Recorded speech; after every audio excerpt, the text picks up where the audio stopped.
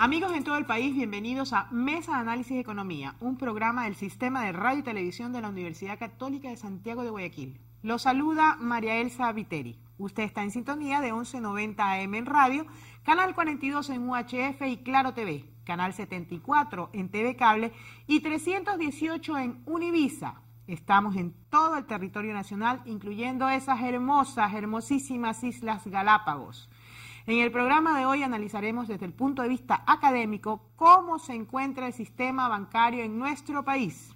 Tenemos como invitada a la economista Sonia Zurita, directora académica del MBA de la SPAE, a quien le damos la más cordial bienvenida a nuestro programa. Sonia, muchísimas gracias por aceptar esta invitación. En un tema que yo creo que es fácil tratarlo en la medida en que todo el mundo en este momento está pendiente del tema, pero que al mismo tiempo es un poco delicado porque definitivamente yo creo que muchas personas o hay muchos criterios que se dan simplemente o por acciones de orden personal y no se miran desde una perspectiva de país o de sistema. Exactamente. ¿Sí? Entonces, por ese lado, nuestro deber, usted es académica, yo también nací en la academia, sabemos que es importante dar las verdaderas pautas. Entonces, vamos a ver. En primer lugar, yo siempre digo, el público lo que necesita es ir de a poco. Lo primero que tenemos que definir es, cuando hablamos del sistema bancario, ¿de qué estamos hablando? ¿Cuáles son las relaciones que este sistema prevé o que debe de cuidar? Bueno, el sistema bancario, y en realidad si ampliamos el sistema financiero, sí. Potencialmente lo que busca es intermediar, ¿no? Poner en este centro a personas que tienen recursos en exceso, que no los están usando, y a las personas que necesitan esos recursos para diferentes actividades. Esa es la función del sistema. Entonces tenemos a los bancos como grandes líderes, pero tenemos las cooperativas, las sociedades financieras, que particularmente en términos de tamaño uno no las recuerda, pero que incluso en las comunidades más pequeñas son lo más relevante. No se acuerdan de los bancos, pero se acuerdan de las cooperativas y las mutualistas porque son las que les dan la mano, ¿no? Claro, porque definitivamente este sistema financiero lo que ha ido creando son instrumentos acoplados a necesidades específicas. El banco es como más amplio y además como más urbano. Claro, más urbano, es más técnico, en muchos casos genera más miedo para las personas que tienen un menor nivel de conocimiento y prefieren esta entidad financiera más que se siente como más amiga, ¿no? Como son las cooperativas, ¿no? En las comunidades más pequeñas. Pero en cualquiera de los casos, una vez que se ponen, digamos que de acuerdo indirectamente a los que requieren recursos de los que los tienen, el principal objetivo es cuidarlos, ¿no? Así es. Y colocarlos correctamente y recuperarlos en el tiempo que hay que recuperarlos, ¿no? Además hay que decir que se llaman bancos porque nacieron en realidad siendo personas que se ubicaban en banquitos. Dicho Así de es. ese modo, por eso se llaman bancos, que lo que hacían era tomar dinero, en realidad una función de seguridad nada más, básicamente en ese momento, y que se dieron cuenta de que podían sacarle provecho, digámoslo así, desde una perspectiva personal, y por eso surge la intermediación, y de ahí surge el sistema financiero. Así nació, ¿eh? No me lo estoy inventando yo. Claro, y el así margen fue, que es básicamente ¿verdad? la ganancia, Y ¿no? claro, ¿no? El margen. Y se dieron cuenta que no todo el mundo retiraba la plata al mismo tiempo ni inmediatamente, sino que había un tiempo. Pero lamentablemente este esquema que nació tan sencillo, es decir, de recibir dinero, de darse cuenta de que había un espacio de tiempo, ¿no, verdad? Y de que adicionalmente los instrumentos que se inventaron podrían seguir siendo dinero, y por eso ya después el dinero no fue solamente el papel moneda, sino que fueron todos los instrumentos, y eso es lo que medimos los economistas, que M1, que M2, que no nos vamos a complicar con eso, ¿no, verdad? Pero que fueron creando esos instrumentos que también tienen valor y que hacen multiplicar ese dinero en papel, digámoslo así, ¿no, verdad? Con el tiempo, realmente comenzó a hacerse difícil ese manejo. Y como bien lo dice Sonia, comenzó a hacerse necesario mucha técnica para manejarlo. Y en el momento en que surge la técnica, surge también la necesidad de controles. Así es. ¿Sí? Los controles. Entonces, vamos a ver. La historia del sistema financiero, y en concreto, o más específicamente bancario del país, ha tenido altos y bajos muy fuertes. Ha sido como cuando a uno lo hacen madurar de repente y con golpes, digamos, ¿no, verdad? Claro. Dentro de esta historia ecuatoriana, ¿qué es lo que hemos aprendido? ¿Y qué crees tú que nos falta por aprender en términos de manejo técnico, de controles y de justamente resultados positivos para la economía en ese objetivo de intermediación financiera? Bueno, el episodio del 98 del 2000 yo creo que dejó grandes lecciones y que en general han sido una pauta para el aprendizaje y para los mejores controles que existen ahora, porque definitivamente no es lo mismo el organismo regulador actual del organismo regulador de hace más de 12 años. O sea, son totalmente, dos versiones distintas. Totalmente diferentes. Los banqueros también han aprendido a controlarse y eso es valioso destacar, porque si bien es cierto, ellos conocen de que el dinero que tienen no es de ellos, ¿no? La parte patrimonial de los bancos usualmente es menos del 10% del total de sus activos. Aparentemente en esa época lo olvidaron, ¿no? Y eso hizo que la crisis financiera del país sea tan grande, tan grave, y sobre todo que caigan los grandes, ¿no? Que es lo que mayormente llamó la atención. Y que, Sonia, discúlpame que te interrumpa, estamos viendo que es la práctica mundial. Así es, así es. Es decir, que no se lo inventaron en Ecuador. Así es. Y lo otro también importante es que también en otras partes los reguladores fallan, ¿no? O sea, eso también es importante recordarlo, ¿no? No es pensar, bueno, es que aquí nadie controla o aquí nadie se les ocurre cuáles son los mecanismos para monitorear mejor, ¿no? También ha pasado en otros mercados. Pero bueno, no es una excusa. Es simplemente dar la referencia de que no pensemos que solo aquí pasan estas cosas. Así. Pero luego de la valorización, luego de la estabilidad del país, que le da una estabilidad a la economía, la cantidad de información que hay que reportar. Recordemos, quizás muchas personas no lo saben, pero si usted puede encontrar información actualizada de alguna de las industrias en el país, es de los bancos. O sea, cualquier persona se puede meter a la página web y antes del 15 de cada mes va a encontrar el cierre de los balances de los bancos. Obviamente es información que no es para el manejo del público en general, pero es algo que está disponible.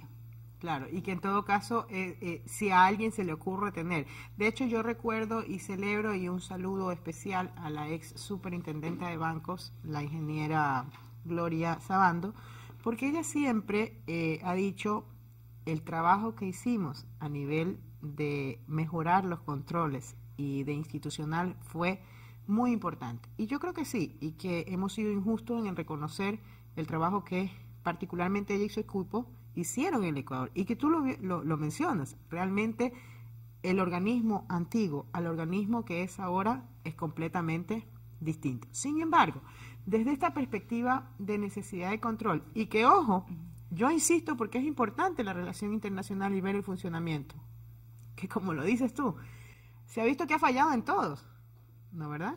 Y que la legislación que hoy tenemos es la legislación que probablemente será generalizada a nivel del mundo. Así es. Porque es lo que está, a legua se ve que se necesita un control de esta naturaleza, ¿no, verdad? ¿Cuánta diferencia hay entre lo que es tener la legislación y la aplicación de la legislación? ¿Cómo quienes estamos en la posibilidad hoy de ver a través del Internet la existencia de información, podemos darnos cuenta que esa información está siendo útil o no está siendo utilizada? Claro, bueno, es importante lo que usted resalta. El tema de la ejecución es lo que podríamos tener quizás una patita coja, digamos, ¿no? Que tenemos una normativa que yo creería que es bastante buena, inclusive a veces se le preguntan a algunos banqueros y creen que es un poco dura, pero el tema de la ejecución, del cumplimiento de la normativa es el que habría que saber si se está dando con la velocidad indicada, ¿no?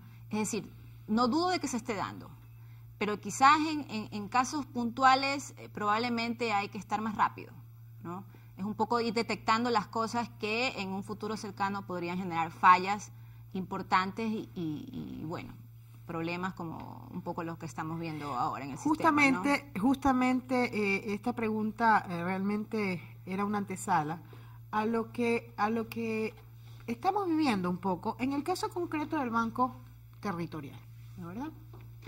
Fíjate que vamos a lo que la gente percibe, ¿no, verdad? Percibe de inmediato, digamos, ¿no? Fíjate que una de las cosas que se suponía es que ya no deberían haber vinculaciones.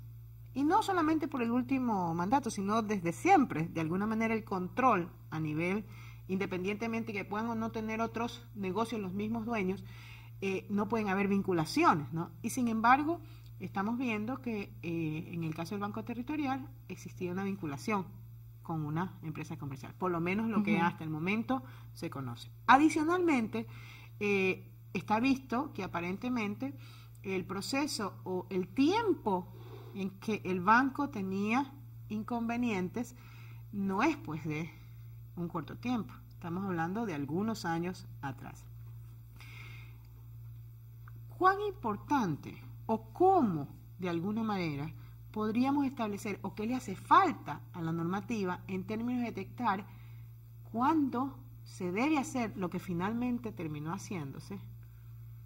Era cuándo es más conveniente tomar una decisión de este tipo si esto ya venía desde por lo menos hace 4 años atrás. Bueno, efectivamente, si hablamos específicamente del Banco Territorial, el Banco Territorial tiene algunas cosas interesantes, ¿no? Primero, que es un banco que se transformó, ¿no? De su nuevo comprador, el señor Zunino, al banco que había antes, es un banco totalmente diferente. Primero, porque es un banco de consumo, ¿no? Tuvo una expansión fortísima, pero fue una expansión que yo creo que es una de sus primeras fallas, que no fue con aporte patrimonial para la expectativa de crecimiento que ellos estaban poniendo. O sea, en el momento en que se asocia el crecimiento del banco a una colocación de cartera de consumo, vía consumo, por ejemplo, con el liderazgo de Casa Tosi, yo eso no lo veo tan malo, porque en otros países funciona. El tema es que, primero, es claro que hay una vinculación, hay una vinculación, pero esta vinculación tiene límites. Límites de, por ejemplo, yo no puedo obligar a que si usted es cliente de una casa comercial, tenga que financiar única y estrictamente con este banco. Claro. Entonces, primero, están vinculados, pero no puedo obligar a que consuman servicios. No puedes limitar la es. elección. Eso. Yo te propongo algo. Vamos a terminar o vamos a seguir, mejor dicho, con este tema después del siguiente corte. Lamentablemente aquí tenemos que hacer cortes y el tiempo vuela, sobre todo cuando es tan interesante como lo que estamos tratando ahora. ¿Sí? Pero seguro. Volvemos con el mismo tema. Estamos en compañía de la economista Sonia Zurita, con quien estamos analizando cómo se encuentra el sistema bancario del país. Recuerde que usted ahora nos puede ver a través de Univisa en el canal 318. Hacemos la primera pausa en Mesa de Análisis y regresamos. Siga con nosotros.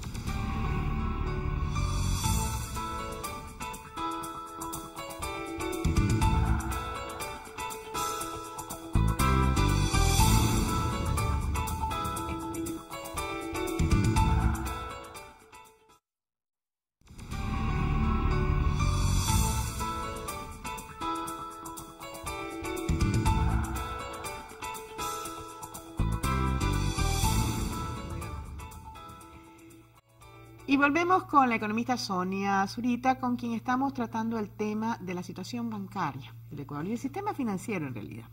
Un poquito dejamos un tema pendiente, estábamos hablando de toda esta particular situación del Banco Territorial. Y ojo, hay que aclarar, una situación muy individual.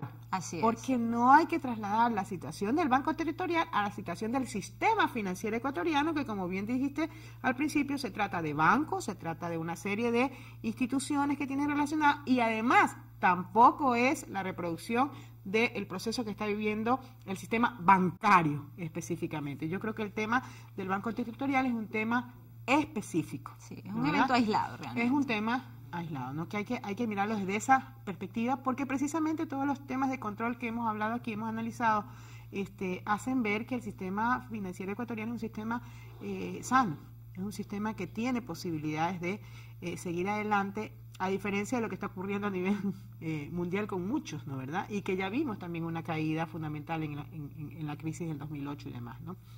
Pero a ver, en el tema que estábamos viendo en estas particularidades del Banco Territorial, hablábamos de, o tú mencionabas que para tu gusto, digámoslo así, toda la expansión o toda la conversión, por ejemplo, no había tenido todo el respaldo patrimonial. Aclaremos un poquito qué significa respaldo patrimonial, o que no había sido la base el respaldo patrimonial, para que todos entendamos de qué estamos hablando. Y continuemos con este análisis de esta particularidad. Claro, en el caso del Banco Territorial, ¿a qué me refiero con el respaldo patrimonial? El Banco Territorial nace, o sea, una vez que digamos que sufre esta transformación por un cambio de propietario, por un cambio de visión y que ve una oportunidad de negocio, es para el crédito de consumo, ¿no? Ellos no tenían una base de depositantes importante, porque no eran un banco de alguna manera común. Captador, digamos, sí, ¿no? Nació para el tema hipotecario hace muchos años atrás. Como para que nos entiendan, no es que uno va a otros bancos y encuentra las colas de personas que están depositando, que todo el mundo tiene su libretita de ahorro, toda la cuestión. No, ellos no eran ese tipo de banco. Entonces, para que ellos puedan crecer en crédito de consumo, no tenían una base de depositantes importante. Ellos tenían, o ellos mejor dicho como banco, en este caso el accionista o el grupo de accionistas, tenía que poner capital fresco, hacer crecer su patrimonio invirtiendo más recursos para que, apoyados en esos recursos, el banco pudiera crecer con el potencial que ellos estaban viendo. Porque en el momento en que asociamos el banco a Casa Tosi, inclusive a todo el crecimiento que tuvo Casa Tosi apoyado en el crédito de consumo de sus tarjetas, ellos tenían que haber puesto recursos frescos. Bueno, aparentemente ellos lo que intentaron fue irse no por el lado de masificar, sino de captar inversiones importantes, digamos así, depósitos importantes, pero que también es un albur, digamos, ¿no? Y que normalmente las inversiones iban, o mejor dicho, los depósitos eran de muy fugaz pasar por el banco, ¿no? Claro, no le daban un soporte de recursos permanente. Así es. Entonces era como ir en vaivén, ¿no? Así es.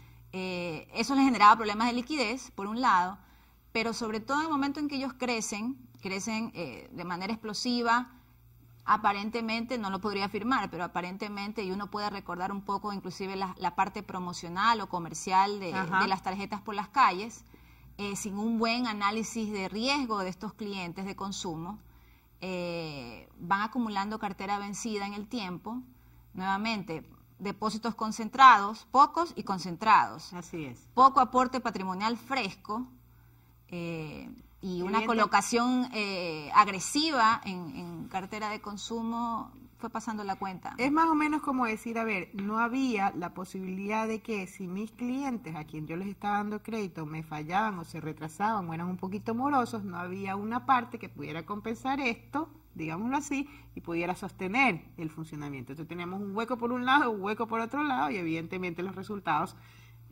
fueron los que finalmente definieron. Pero desde la perspectiva del control, fíjate que hace 4 años ya venía detectándose este problema, al punto de que ya se llega a la posición de decir, usted necesita, y ya se cuantifica, porque esto es cuantificable, o sea, todo este tipo de aportaciones son cuantificables de acuerdo al movimiento y de acuerdo justamente a todos los indicadores que manejan los bancos, ¿no, verdad?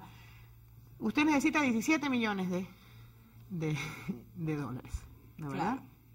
17 millones de dólares en un banco cuyo patrimonio no sobrepasaba los 10, más o menos, ¿no? Es decir, necesitaba muchísimo más, lo cual, bueno, es un poco lo que estás explicando durante todo el tiempo, ¿no, verdad? Entonces, vamos a ver, necesitas 17 millones y además 17 millones en menos de una semana, ¿no es así? Claro. En poco tiempo. O sea, en poco tiempo. Si uno ve las cifras, y yo un poco lo hice, el ejercicio en casa, ¿no? Tanto por mi interés académico como por la curiosidad que yo tengo por el sistema financiero. Yo digo, mi vida privada, trabajando en la vida privada, todo ha sido en banca o asociado con los bancos, ¿no? Y el resto ha sido académico. Entonces, yo consulto la página web todos los meses y me pongo un poco a trabajar. A jugar con los números. Así es, ¿no? Por ejemplo, hay cosas que impactan. 2007, 0 comisiones. Ningún banco puede cobrar comisiones. Los bancos de consumo, y uno puede revisar las cifras, muchos de sus ingresos eran las comisiones. Entonces, le quitas un ala de ingresos tremenda para algunos bancos. El Banco Territorial estaba en uno de esos casos. Entonces, si uno ve las cifras de ellos, hay gente que dice, pero mira, es que estaba perdiendo dinero, ¿cómo no se dieron cuenta? Es que la rentabilidad no es lo importante en los bancos cuando uno habla de ser fuerte. Es la solvencia y obviamente la liquidez. Son varios indicadores, claro. La rentabilidad a mí no me asusta cuando cae. Me asusta es cuando yo comienzo a comparar la cartera sana, los fondos disponibles o las inversiones, con los depósitos que tienen que devolver. Entonces, cuando uno hace ese ejercicio en el Banco Territorial, ellos en el 2007 como que hacían el match, pero del 2008 en adelante comienzan a tener una brecha. Es decir, los recursos a devolver son mayores que los recursos a recuperar. Como esto es más o menos como para decirlo en el día a día. ¿Cuánto debo y cuánto me ingresa? Prácticamente. Ahora, en los bancos no podemos hablar así, claro. pero digámoslo así, de lo que yo recibo como recursos que el banquero sabe que no son de él. No son de él, exactamente. A lo que tiene... exigible, que alguien le exige. A lo que el banco puede exigir que le devuelvan por los créditos otorgados. Hay más, pero también hay que decir, ok, cuando ya tú diste un mal crédito, si bien es cierto, harás todo lo posible por recuperarlo, sabes que el camino es difícil. Es difícil, ¿no? Así es. Y además en el tiempo, digamos, así ¿no? O sea, el tiempo que vas a gastar. Entonces se nota una brecha pequeña, pero la brecha se va acrecentando. Muy bien, ¿no? 2007 acaban las comisiones. Se acabó un flujo importante para ese tipo. El siguiente paso, ¿o qué otra cosa analizaste? Porque también hay un tema importante. En el 2008, finales de 2008, finales de 2009, el cierre de los depósitos del sector público en la banca privada. Claro, en este caso, si ellos dependían mucho de entidades públicas, iban a tener un impacto en términos de captaciones. Iban a tener un impacto. Y fue un impacto, yo diría que generalizado para todo el sistema financiero. Y más aún para aquellos bancos, se me ocurre, ¿no? Yo no he hecho el ejercicio que tú has hecho, ¿no, verdad? Pero se me ocurre que si un banco tiene opción no por la masificación de depósitos, sino por depósitos o captación de recursos de entidades específicas en un plano en donde perfectamente esto también pudo haber sido un golpe. Claro, habría que ver, porque esas cifras, más que cifras, ese detalle de quiénes son los depositantes. Los depositantes no se los tiene, pero sí los indicadores que pone la Super mensualmente, hay uno de los indicadores que se llama cobertura de los 25 principales depositantes, o de los 100 principales depositantes. Actualmente ya el dinero público está únicamente en el Banco Central del Ecuador, pero precisamente fue un cambio. Acuérdate que las entidades públicas antes sí podían tener depósitos en la banca privada. Claro, pero si ellos, o sea, no lo sé, no le podría decir si yo sé que había 2 o 3 grandes clientes que pierden territorial habría que ver, ¿no? en el tema de concentración de depósitos, pero la concentración de depósitos, aunque hubieran sido privados, en el momento en que uno depende y de alguna manera respira gracias a estos depositantes, ya estamos en problemas, ¿no? Porque esos depositantes se pueden ir en cualquier momento, sean públicos o privados. Exactamente. ¿No? Es como que si usted tuviera un único cliente y de buenas a primeras, este cliente le dice, me voy con la competencia, ¿de qué va a vivir usted? Exactamente. ¿No, verdad? Lo que las abuelitas decían, no hay que poner todos los huevos en la misma canasta, ¿no, verdad? Hay que diversificar, ¿no, verdad? Y en un caso de manejo de esta naturaleza. Pero bueno, saltemos un poco el caso del Banco Territorial, porque la verdad es que yo creo que como lección aquí, primero que nada, se saca el hecho de que efectivamente hay una normativa que tarde o temprano funcionó. Para mi gusto un poquito más tarde, porque justamente yo creo que sí se pudo haber analizado un poco, digamos, no esperar a este tiempo. Pero esas son condiciones que ya se pueden ver ex post, digamos, ¿no? Que en el momento de las decisiones... Uno siempre dice... Claro, en el momento de las decisiones, entonces yo creo que eso hay que evaluarlo desde esa perspectiva también. La cuestión es que funcionó en determinado momento. Segundo, yo creo que es importante recalcar en este caso que funciona y funciona además sin un perjuicio como el que fue el caso del 2008 y 2009 con los depositantes, realmente, o con los terceros implicados de menor poder, digámoslo así, ¿no? Yo creo que definitivamente el hecho de que haya posibilidad de responder al 90 y pico % de los depositantes, eso es una seguridad. ¿Ya? Claro, ahora también hay que reconocer que es un banco pequeño, ¿no? Claro, también. Pero digamos que esperamos que los bancos grandes no entren en un proceso de esta no, realmente no se ve ninguna, ni en los indicadores, ni en el comportamiento de las entidades financieras, absolutamente ninguna posibilidad de que hubiera algún inconveniente con los bancos grandes. Claro, ¿no? En todo caso, realmente los problemas que pudiéramos tener son problemas de este tipo, no son problemas grandes, lo cual es una seguridad, ¿no, verdad? Pero de alguna manera lo que sí queda como pregunta, yo diría, o como incógnita, es hasta qué punto el sistema financiero, y en particular lo que es los bancos en el país, ¿cómo decirlo? Numéricamente son los adecuados o no. El mercado permite la accionar de todo esto sin llegar a decir yo de ninguna manera que nadie tiene libertad a poner un banco, ¿no? Pero definitivamente hay que tener una respuesta, ¿no? Y hay que tener una base. Y en el caso de los bancos, al ser intermediación financiera, o sea, justamente lo que necesitas es ver quiénes te dan ese superávit para colocarlo, ¿no?, en los deficitarios. ¿A qué me refiero? ¿Es necesario tantas instituciones bancarias? Porque esto es algo que siempre se pregunta a la gente en la calle. Claro, mire, yo he visto posturas de los dos lados, ¿no? He visto mercados que se comienzan a concentrar, que fue el caso de Chile, aproximadamente en el año 2000. Los bancos más grandes se fusionaron. Entonces, uno entendía que era un poderío bancario de un par de bancos, y eso, para una ecuatoriana en esa época que venía saliendo de una crisis, bueno, en realidad yo estaba estudiando y por eso estaba estudiando allá y estaba muy pendiente del tema. Uno le diría, pero no, esto es una locura, ¿no? Porque se cae uno y se cae la mitad del sistema. Así es. Pero sin embargo los organismos de control consideraron que era válido porque pasa también por un proceso de aprobación, ¿no? Incluimos también que hay un tema de poder de mercado que hay que tomarlo en cuenta. Pero por otro lado, si tenemos bancos que están muy dispersos, al estar muy dispersos, tú tendrías que tener también un regulador que tenga muchos más ojos, muchos más manos, para estar controlando estos pequeños entes que al final del día tienen dinero que es de los ahorristas. Así es. Entonces, si conjugamos las dos cosas, por ejemplo, en el caso de Ecuador tenemos que el sistema está concentrado en 4 bancos, que manejan más del 60% del mercado del país. Que yo a veces digo una broma con mis alumnos, por lo menos, ¿no?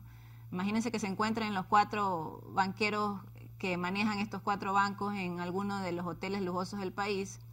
Pueden conversar en 2 minutos a cuánto sale la tasa mañana, ¿no?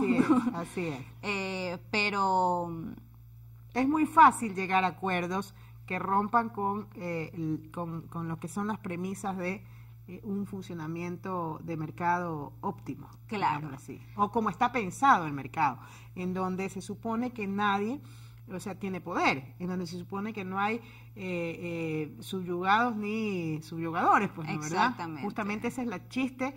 La igualdad de mercado, el chiste está, cuando decimos la palabra igualdad, no es que todos seamos iguales en el mercado, sino que dentro del mercado yo no reciba órdenes de uno, ni que el otro reciba órdenes mías. Exactamente. ¿No? Sino que todos estemos en la misma opción de participar. Sin embargo, fíjate que es un detalle importantísimo, porque, a ver, yo considero que no sé, pues visto desde esta perspectiva de los mercados y tuvimos aquí al ministro de Finanzas sobre una pregunta mía alejada del sistema bancario, sino que tiene que ver con otros mercados. La verdad, yo le decía, ministro, ¿cuántas empresas funcionan, no? Entonces él me decía, bueno, es que tú sabes que el monopolio natural. No, yo solamente pregunto cuántas, porque al igual que tú, es preocupante que justamente sea tan fácil ponerse de acuerdo para manejar e imponer, ¿no, verdad? Porque 4 contra las 14 millones de habitantes, pues no es.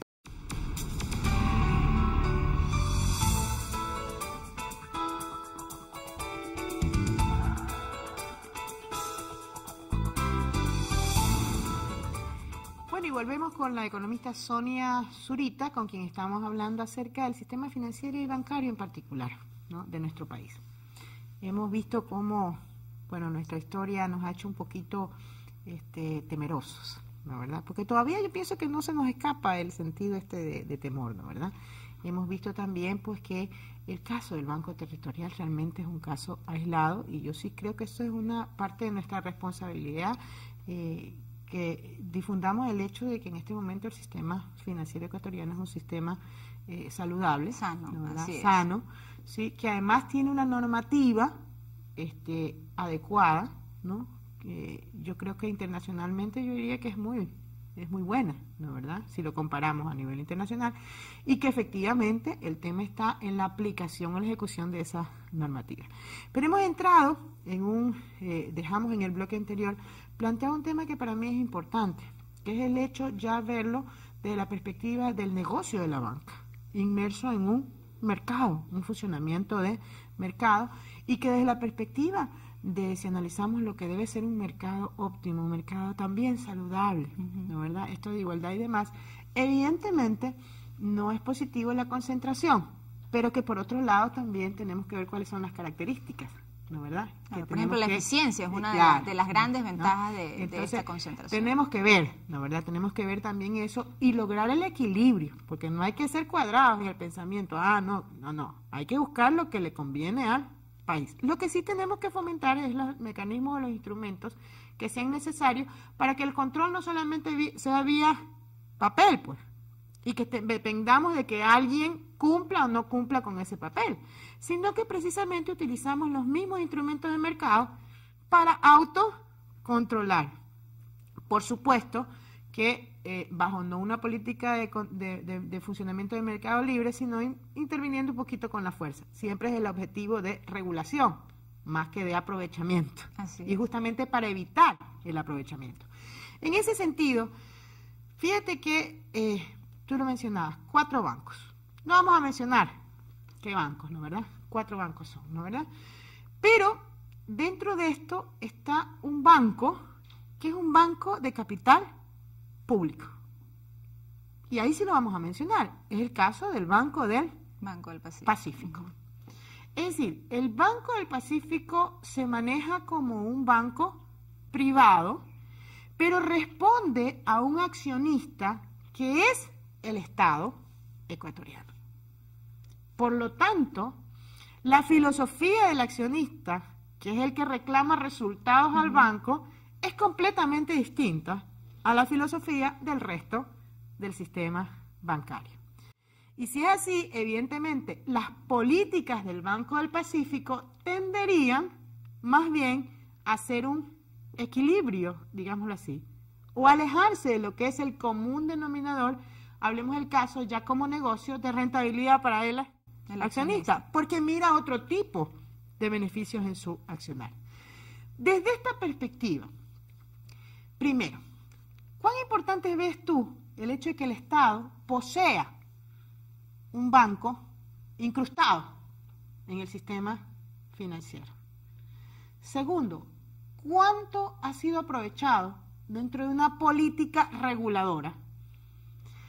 Y tercero, ¿cuánto realmente podría hacer o qué necesitaría el Banco del Pacífico para no tener que incursionar en decisiones escritas o en imposiciones al negocio bancario para lograr este equilibrio y este beneficio? Bueno, el Banco del Pacífico tiene características muy particulares, ¿no? Primero es un banco sobreviviente, ¿no? Sobreviviente de la crisis, un banco referente de la banca ecuatoriana desde hace muchos años, ¿no?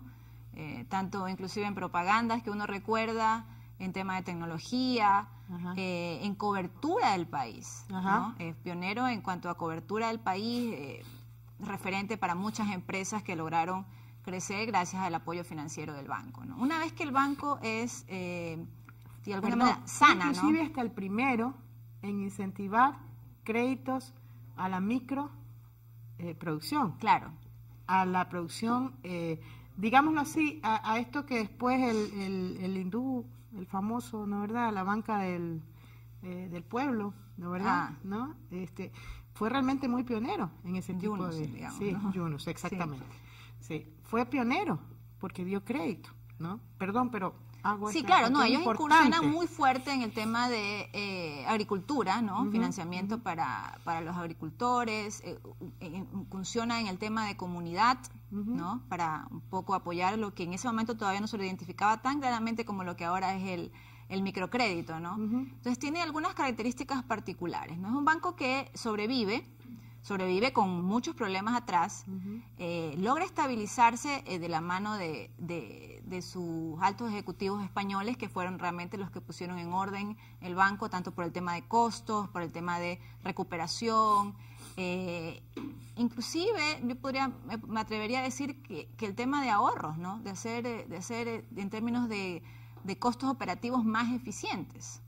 Entonces, una vez que de alguna manera ya el banco tiene también administración de carácter público, vino el temor de, bueno, ¿qué va a pasar? ¿No? Este banco que lo hemos sanado va otra vez a caer. Pero no, todo ha funcionado bastante bien. ¿Qué es lo que ellos han ido logrando? Han ido logrando primero, por su tamaño, lo que decíamos de estos 4 bancos, por su tamaño ir afectando también las tasas de interés a las que se iban colocando las operaciones. Se ponen una presión muy fuerte en temas de competencia de tasas de interés.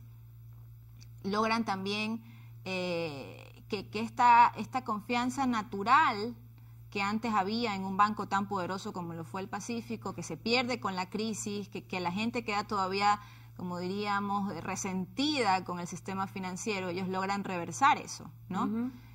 Todo eso viene acompañado inclusive también del cambio de imagen, el cambio de colores de sus uniformes. O sea, hay un tema que hace que la gente, ok, esto es algo que ya no va a volver a pasar, no voy a recordar episodios malos, vamos con algo nuevo, ¿no? Y un poco también vemos cómo ellos también buscan ampliarse en su cobertura con los puntos de atención en la farmacia, parecido a otro de los bancos que lideró el tema de bancos o de puntos de atención, para decir, no decir el nombre comercial. Así es. Y eso hace que la gente vuelva a confiar en el banco en todos sus sentidos, no solamente porque está sano, sino porque siente que el banco es un apoyo. Y por eso es que es un mecanismo que uno puede llegar a muchas cosas. Por ejemplo, un tema interesante es el apoyo al microcrédito. El punto de atención en comunidades pequeñas o en comunidades alejadas de las grandes ciudades hace que tú puedas conocer mejor a los clientes que te rodean.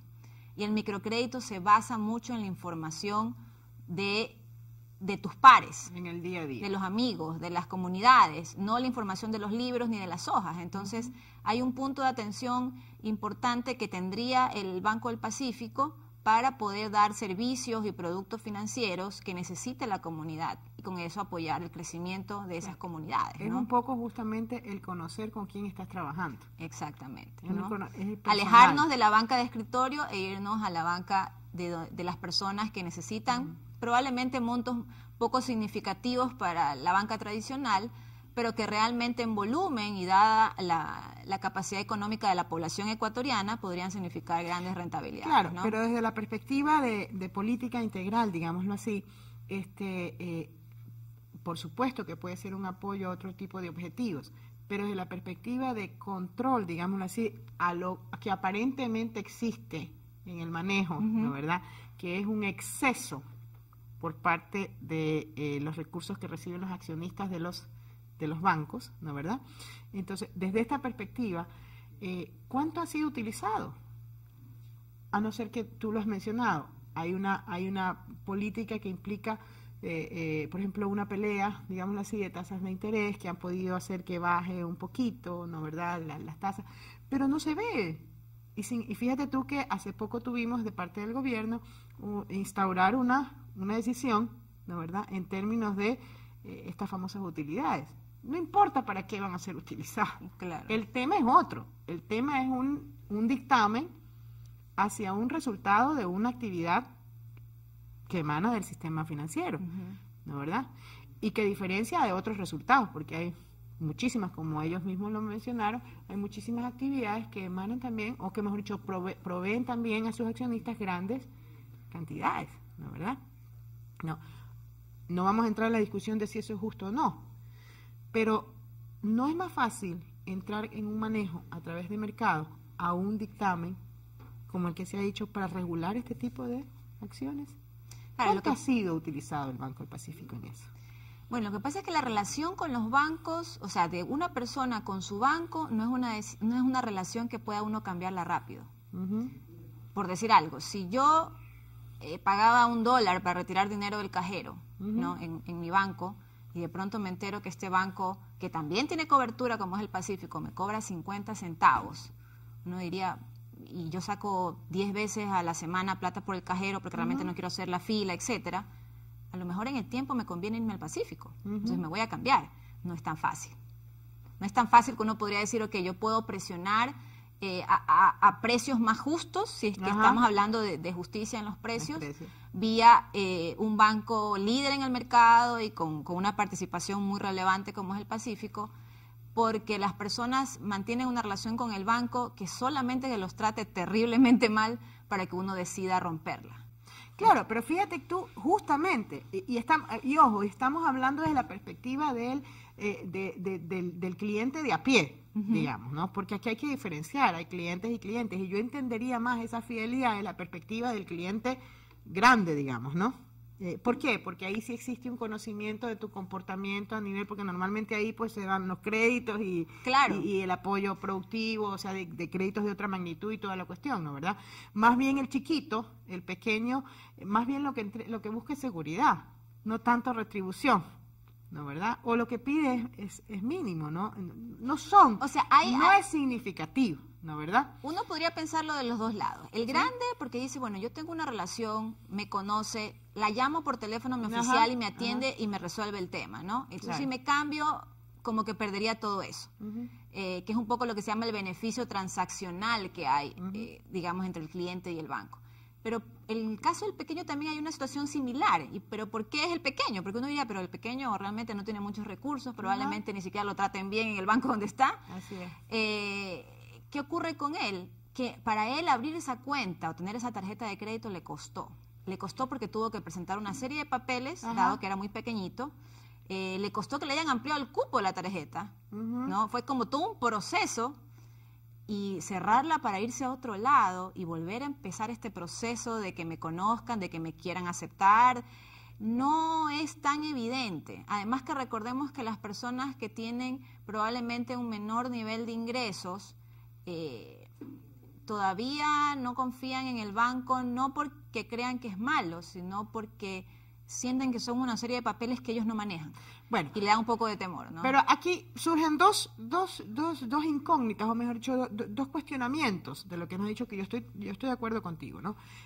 Sin embargo, hay dos cuestionamientos que los dejo planteados para el próximo bloque. Primero, ¿en realidad recibimos una buena atención del sistema bancario? Y te voy a comentar cosas que vive la gente de a pie, que es la que nos ve, ¿no? Y que la he vivido yo personalmente, porque todo lo que ustedes quieran, pero esta humilde ecuatoriana aquí hace cola, ¿no, verdad? Y se enfrenta a todo, ¿no? Entonces, eso por un lado. Y dos, justamente, la visión del Banco del Pacífico es una visión privada, responde al accionista que tiene o sigue pensando desde la perspectiva de un accionista privado. Porque, ojo, lo que tú dices en términos de el comportamiento, de la captación del cliente, del costo que significa al chiquito, ¿no será que es un riesgo que pueda asumir el banco público? Porque en definitiva termina siendo público. Pero vamos a comentarlo en el siguiente bloque. Estamos en compañía de la economista Sonia Zurita. Recuerde que usted ahora nos puede ver a través de Univisa en el canal 318 y nos puede escribir al correo mesaanalysis@ucsgrtv.com. Hacemos la última pausa en Mesa de Análisis, lamentablemente, porque estoy feliz, yo encantada de conversar con Sonia aquí, y regresamos, pero siga con nosotros, aunque sea el último corte.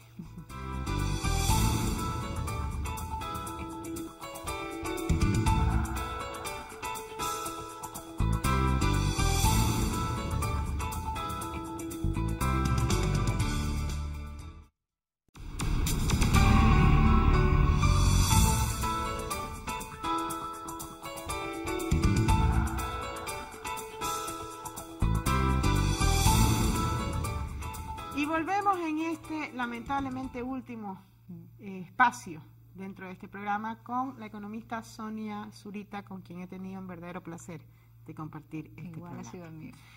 A ver, Sonia, volvemos con esas dos inquietudes que dijimos. Primero que nada, yo voy a ser realista, porque el problema es que una cosa es recibir un buen trato de la banca y otra muy distinta, que estemos acostumbrados al tipo de servicio que nos tienen que dar.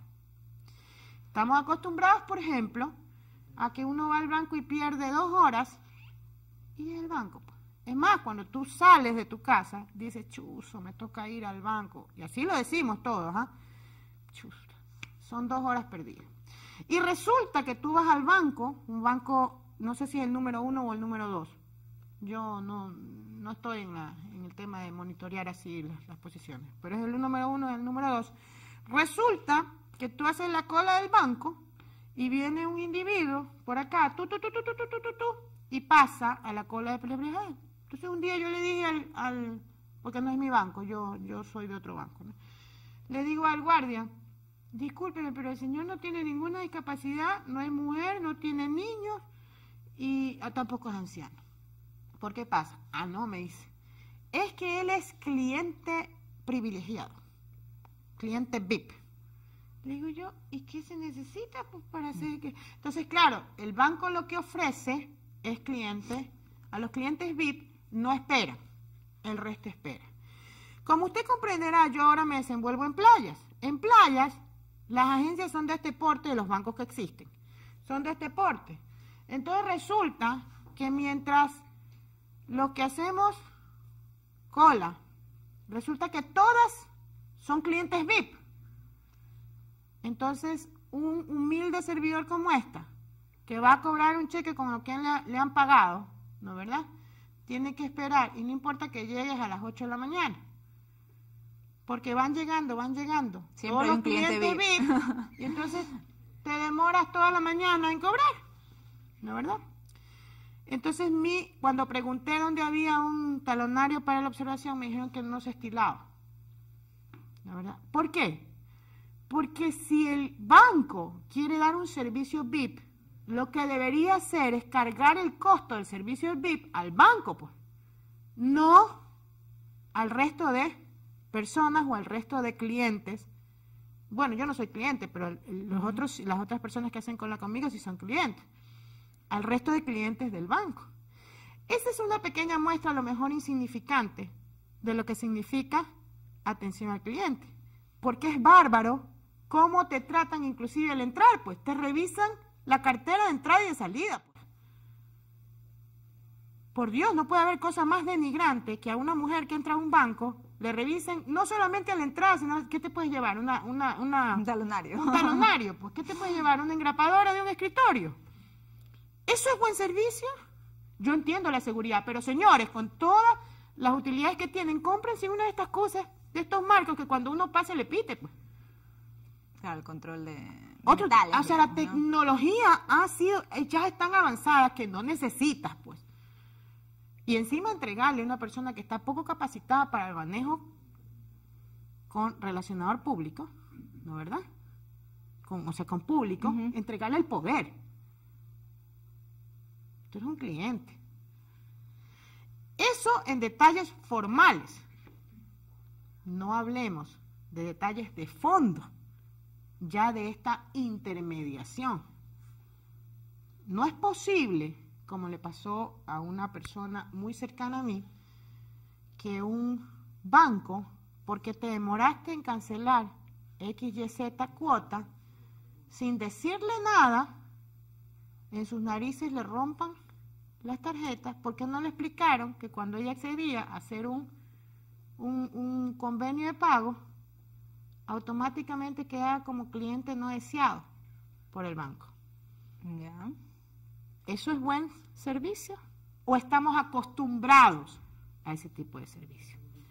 Y segundo, el tema de las ofertas que haga el banco. ¿No será que el Banco del Pacífico sigue con el mismo esquema de comportarse en función de resultados como banco privado y no aprovecha el hecho de que no tiene que dar los mismos resultados, sino que son resultados en conjunto de otro tipo. Y por eso no funciona como un ente regular dentro del sistema.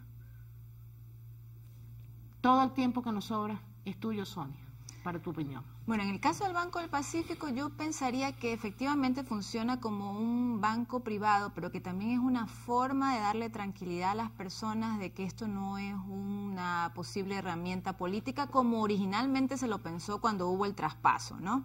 Eso es un temor que en la gente está, en los clientes, ¿no? Entonces, si uno va y los productos que ve, no ve nada raro respecto al banco promedio de al lado, a otro de estos grandes, ¿no? Y yo no sé si eso es una forma de decir, ok, esto es un banco como cualquier banco, la única diferencia es que el propietario no es un accionista privado, sino una entidad del gobierno, ¿no? Creería yo que esa es la razón. Pero la diferencia no estaría en que las utilidades percibidas al accionista, no el servicio ni las ventajas, sino que las utilidades percibidas al accionista serían así comparadas a las del sistema privado. ¿Y eso qué nos importaría a todos? Si lo estamos recibiendo, la utilidad la estamos recibiendo como servicio. Bueno, queda también el rezago de que es una banca, es un banco donde se buscan resultados. O sea, aunque sea de una entidad pública, pero se buscan resultados. Entonces, quizás si migramos más bien al interno, hacia un banco donde uno diría, bueno, ok, vamos a hablar del bienestar de la sociedad, ¿no? Vamos a administrar este banco pensando en el bienestar de la sociedad, podría írsele de las manos. Es decir, podría ser que pensando en que no importa si el resultado es pequeño, pero vamos a generar bienestar por otras vías, se podría mezclar tanto que a la final lo que terminas es deteriorando el banco y por tanto generando problemas de quizás más graves, ¿no? Qué pena, pero nos quedan apenas 2 segundos para concluir el programa. No sé si quieres decir en estos 2 segundos algo para concluir este programa. Bueno, hablando del tema de los servicios, yo creo que eso es parte de la educación de las personas. O sea, las personas generamos una rentabilidad para cada banco. Y a veces a los bancos hacerle esperar a usted mucho tiempo es algo que ellos buscan para que usted se vaya. ¿Y por qué? Porque usted no es rentable para el banco, entonces es mejor no tenerla con nosotros, sino que se vaya a otro lado. Entonces, el tema del alfabetismo financiero, que empieza con nuestros jóvenes y luego con nuestros adultos jóvenes que están entrando a la etapa laboral, creo que es un tema importante porque es un mecanismo de autorregulación de las personas y también de los bancos que saben que ya no son los que manejan toda la información y que tienen que también buscar un buen servicio y ser un banco sano siempre, ¿no? Mira tú, un concepto importante, lo del alfabetismo financiero. Así es. Yo creo que sería interesante tratarlo a lo mejor contigo o con cualquier persona que pueda un poco ilustrarnos. Ojalá que sea contigo. Seguro. Ha sido un placer realmente tenerte aquí. El placer ha sido mío, Lamentablemente tenemos que despedirnos. Aquí concluye nuestro programa. Agradecemos la compañía de la economista Sonia Zurita en este programa y a todos ustedes por sintonizarlos. Les recordamos que nos pueden ver en TV Cable Canal 74 y en Univisa en el canal 318. Además de escribir sus comentarios y sugerencias a nuestro correo electrónico mesaanálisis@ucsgrtv.com. Creo que me van a contratar porque hablo rapidísimo para esta compañía de telefonía, ¿no? Volveremos con ustedes la próxima semana. Hasta entonces, queridos amigos.